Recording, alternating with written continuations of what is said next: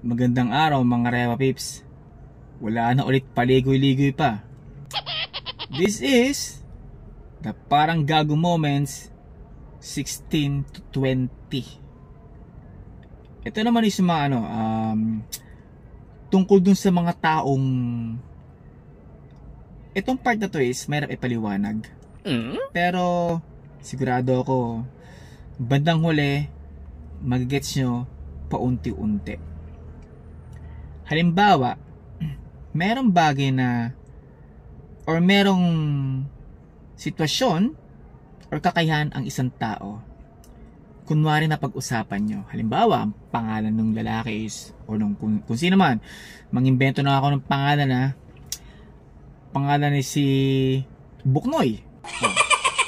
Halimbawa, may nag-open na or may nagsabi na ang linis talaga sa sa halimbawa na lang, ang linis ni Buknoy sa loob ng auto, no? Grabe yung linis, wala ka makikitang dumi. Tapos meron isa sa kakilala mo or kaibigan mo, basta kung sino man taong nakakakilala kay Buknoy, ang sasagot ganito, oh. Siyempre, si Buknoy yun eh. Kung iisipin mo, no, anong koneksyon nung sinabi niyang si Buknoy yun eh? Hindi ba dapat mas tama kung sasabihin mo na or kung isasagot niya na, oh, si Buknoy kasi is masipag talaga yun, tsaka maselan yun, tsaka konting dumi lang, dililinis siya agad yun, kaya ganun kagandang loob ng auto nun. Diba? Parang gago, no? Imbis na sabi mong ganun, sasabi mo, oh, si Buknoy yun eh. No, kung yung logic mga repa, paano mo ma-appreciate lalo yung tao o yung kakayahan niya kung sasabihin mo, oo, si Buknoy yun eh. Di ba dapat mas maganda kung papaliwanag mo na, oo, kasi masipag talaga yun, malinis talaga yun. Parang ganito, parang sasakyan, no? O, halimbawa na lang, Honda VTEC. Siyempre sa mga enthusiast is alam naman talaga kung anong klase makina nun.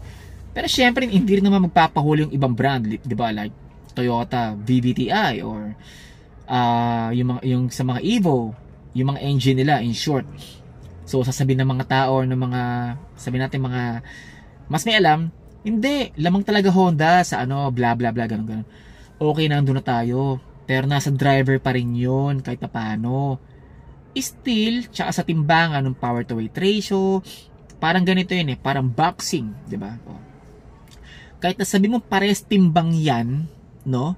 Kahit na sabi mo mas mataas pa yung isa, example na lang si Mike Tyson, ang tatangkad ng mga pinababagsak niya, di ba? Samantalang pares silang timbang. Actually, meron pa nga mas lamang yung timbang, mas mabigat pa kay Tyson eh. Na nag-give up pa siya or nag-give way pa siya sa weight. Gaya nung kay Frank Bruno, di ba? Kung mapapanood nyo, silipin nyo na sa YouTube. Tingnan nyo yung bigat ni Bruno kay Tyson at kung gaano katangkad si Bruno. Lugi na si Mike Tyson ng height tsaka weight. Yun yung logic, ha? Oh, so labas na ako sa boxing or lalabas na tayo sa boxing. Balik tayo doon, di ba? So yung babalikan natin yung kanina, halimbawa sa kotse, no? Ang bilis talaga ng ng engine na VTEC or SIR or kung ano man. Tapos may sasagot, oo, Honda yun eh. Nakuha nyo? Imbis ay paliwanag mo na, hindi kasi yung engine kasi ng VTEC ganito eh. Tsaka yung transmission kasi niyang ganito. Ganito kasing design ng Honda dyan. Ganito kasing o, diba? Simple as that. Hindi yung, oh, Honda yun. Anong connection nun? Eh, sinabi mo lang yung brand. Diba? Nakuha nyo ang mga repa, parang gago, no? Yung, kasi may mga, ang sinasabi ko rito mga repa, yung mga taong makasabat lang, ha? Yung mga makasali lang sa usapan. Okay? Sigurado ako nakuha nyo yun. Okay? Or kakatain ko na naman yung kay Florante. Yung abakada.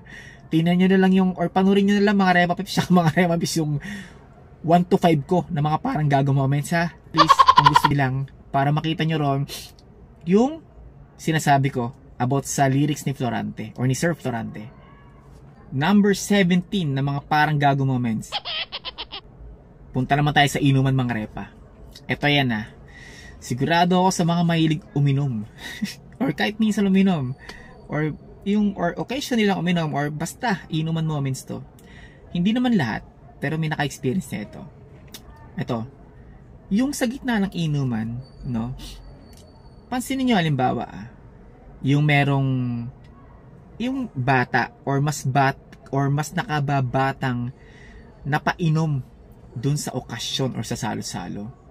Siyempre, nandiyan yung manghihingi ng advice, yung maglalambing, yung parang ganito yun eh. Oh, alam mo, dapat iho, dapat ganito, or dapat pamangkin, ganitong game mo. Tapos biglang may isang darating na manginginom. Ito. Yung kakarating lang may tatawag. Ito, pare. Ito. Payuan mga to siya, no? Ito, magaling magpayo to eh. Alam yung ganun. Siyempre, upo yun, di ba? Iinom. Pag nakainom dalawang advice, diba? Tapos yung ibibigay na advice is yung basic lang. Alam mo rin. Halimbawa, yung sa pag-aasawa, no? Yung mga bugbog na payo na, alam mo bata, ang pag-aasawa. Ito, makinig ka. Hindi yan parang kanin o bigas na isusubo mo sa may luluha mo. Tapos may gaganto. Yan. Makinig ka dyan kay paano. Tama yung mga payo niyan. Parang gago, no? Tapos kung sino pang huling dumating, nagbigay ng advice, siya pa yung malakas uminom, siya pa yung uubos ng alak tsaka pulutan nyo. Parang gago. Ito naman, number 18 na parang gago moments. Papunta naman tayo sa gadget, no? Yung paggamit ng gadget. Eto, imposibleng walang nakapansin nito or nakaranas ito. Yung tipong marami kayo or kahit ilan man kayo na nasa isang lugar. Kay kamag-anak mo, kay kaibigan mo yan. Basta kung ilan man kayo. Yung may magre-ring na isang telepono, isa lang sabihin na nating naka-silent yung telepono mo pero naka-vibrate. Okay? Or naka-ring yung telepono mo or naka-ring or kung ano mang volume yan, siguro naman alam yung volume ng phone mo, di ba? May isang tutunog na telepono ngayon. Alam mo yung may sumagot na nga na isa kasi sa kanyang nag-ring na phone, pero ba't yung iba mga parang gagong katabi mo, kukuha din yung telepono, titingnan yung phone.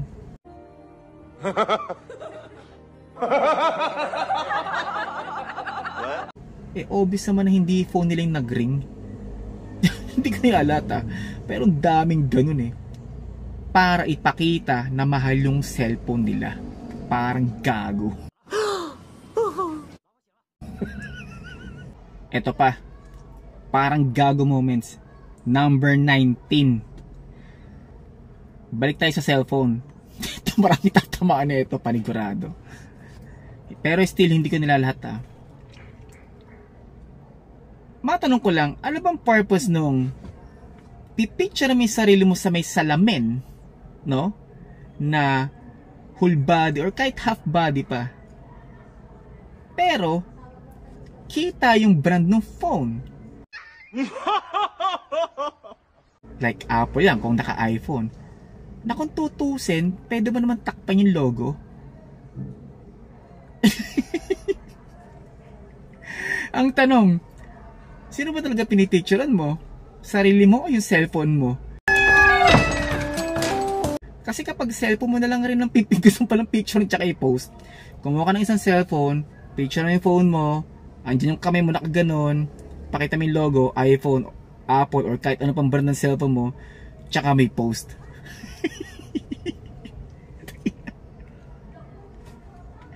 Hindi ko nilalata.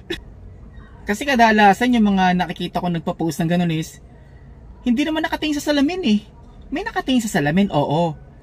Pero kadalasan sa cellphone nakatingin. Imagine mo i-picture mo yung sarili mo sa salamin, ganun, kitimbre ng phone, pero nakatingin ka sa cellphone mo. Ano pa talaga, nagsaselfie ka? Kasi kung nagsaselfie ka lang rin, ba't ka pinicture nyo sa salamin na nakatingin ka naman sa phone mo? Parang gago.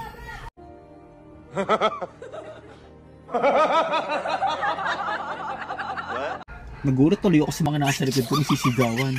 Kala ko may nag-aaway. Dumang paling basura. Basura! Yeah, basura na!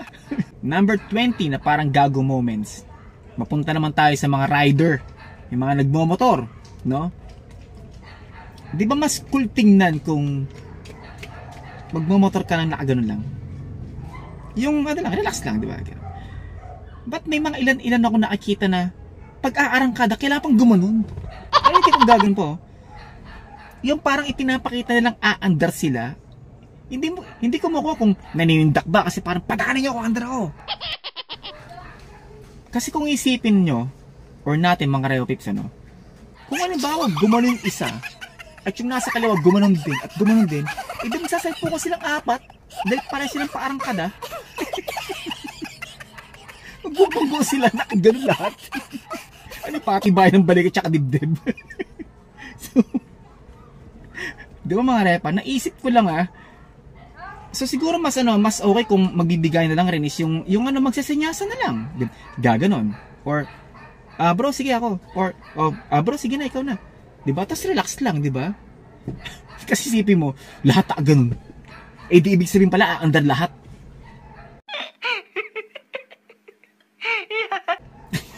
Nagbaggaan lahat.